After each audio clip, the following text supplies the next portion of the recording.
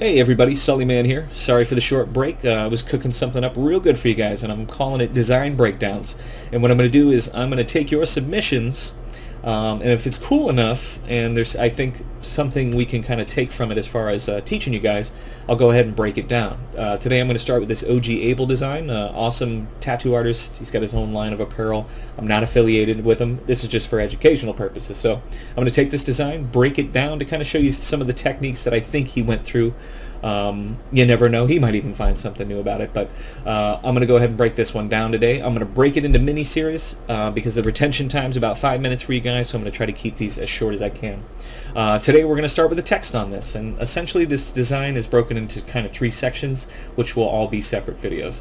I'm going to go ahead and mute this a little darker so you guys can see what's happening. Basically what I did, this is comprised of a background, custom text with a treatment, and an illustration of the eagle and rattlesnake. This is just a live trace. I'm going to show you my own version of a gorilla that I did in a later video, but yeah, so let's get started. So essentially what I did to start off was I traced out each individual character from Merez. So if you have your own typography, you want to go in and just trace out each letter individually. Once I have that done, I select them all. I'm going to do an offset, a negative offset, because I want to shrink the selection. I'm going to have a new object basically from that. As you can see here, I'm going to copy and paste it into a new layer. I'm going to fill it green, and then I'm going to duplicate that layer, fill that one white.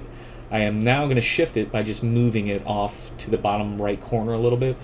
Once that's done, I'm going to select all of them, or unlock both those layers, merge the green and the white together, use the magic wand to select the white, and delete it, leaving only that green drop shadow. From here, I'm going to use the line tool to create a lined halftone, and I do that by creating 2 lines. I'm going to use the width tool to shrink each tip so it comes to a nice point. Then I'm going to use the blend tool. You'll see I forgot to expand, so make sure you expand that shape. Once you have the lines into that nice point, expand them, and then go to blend. Set the blend to about 200. It's like 175 or 200 lines within the blend. Once you have it, you can then position that halftone blend anywhere you want. So I basically get it into position. Once I have it into position, I'm going to use the offset that I created for that inner bevel of Merez. I'm going to use that same offset setting and use that as the mask for this halftone line effect. You'll see that basically once I'm done getting the position, you can see there I select the Merez offset, go to the halftone, hit make mask, paste the Merez offset into the mask, only revealing that section in the halftone. From there, basically, I'm going to create the black stroke that's on the outside of all of this.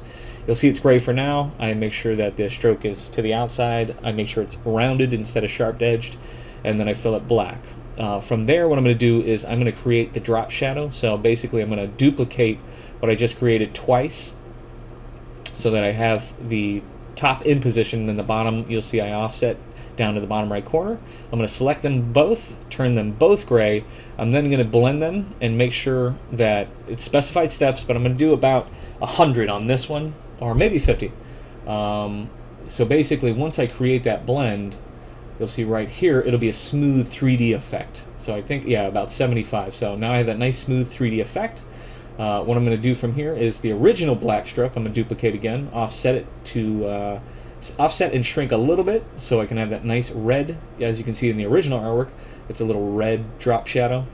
And from there, I'm going to create a lined red halftone. As you can see that the drop shadow in the original also has a lined halftone red drop shadow.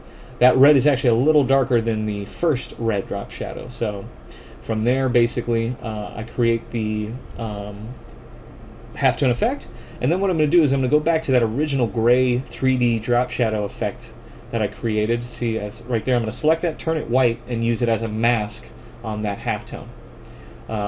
You can see that now it's nice and masked out. And then also, I'm going to use that same 3D drop shadow as well as the original black. I'm going to expand the blend. As you can see here, it's going to create a whole bunch of different layers, because remember we did 75, so there's 75 separate layers. I select them all. Once I expand them, merge them down into one shape, I'm going to offset them to create the black stroke on the outside. I'm going to kind of tweak that till it gets to the size it needs to be. And then once I have that, I'm going to hit OK, select all and merge down again. So you can see I can merge them all down. I'm going to add a red stroke to the outside of this, make sure the stroke is set to the outside, get the thickness I want. And then basically from here, I'm just going into where you see the R and the S connecting to the M swoosh. I'm going to go ahead and manually edit that to save a little bit of time.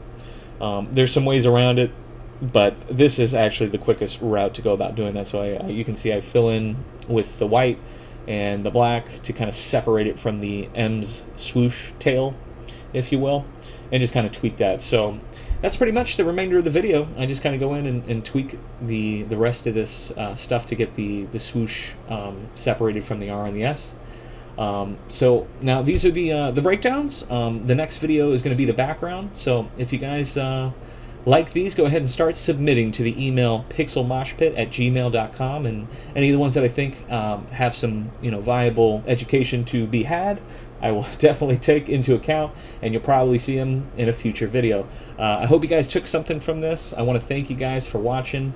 If you got any questions, go ahead and shoot them down in the comments below. If you have any submissions, remember to submit to pixelmoshpit@gmail.com. Check out the store. Remember to like, share, comment, subscribe, all that fantastic stuff.